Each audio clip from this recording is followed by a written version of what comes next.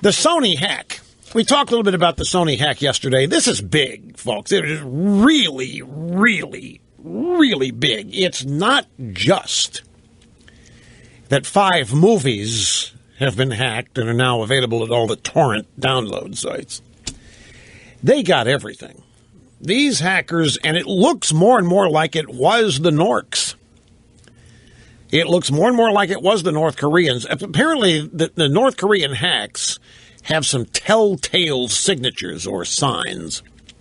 It's not been firmly established, but it's looking like it has. But Reuters has a story on this, and I find this aspect of it somewhat fascinating. The Federal Bureau of Investigation, the FBI, warned U.S. businesses that hackers have used malicious software to launch a destructive cyber attack in the U.S. following the Sony hack. Now, isn't it interesting, folks, when Obama's buddies in Hollywood, like Sony, get hacked, the FBI gets called out.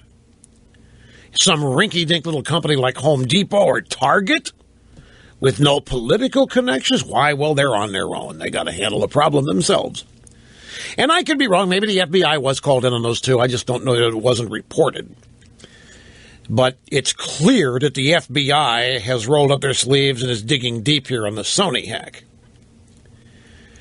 And the prime suspects are the Norks. Sony has made a comedy about, well, the North Koreans think that it mocks their dear leader, Kim Jong-un, which raises the question, will Obama arrest the people who made this movie? I mean, you don't run around offending.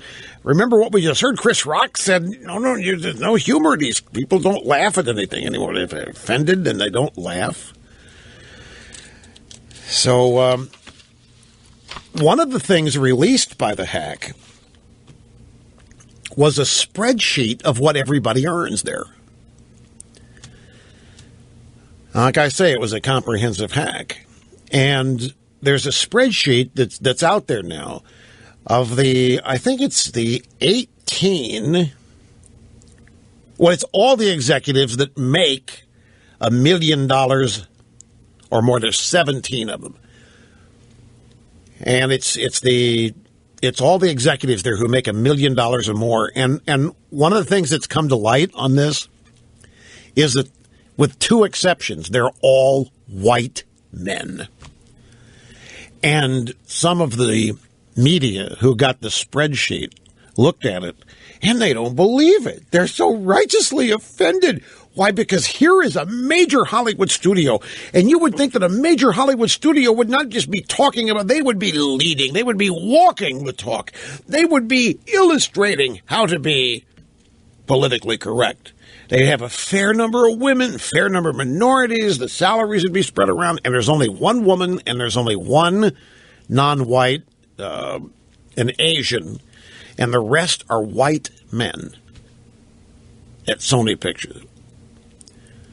It's Hollywood. Of course it's going to be this way. But the media that saw the spreadsheet, they're shocked. And they think it's a major controversy. They think they got their hands here on major controversial data of how discriminating or discriminatory Sony and others are.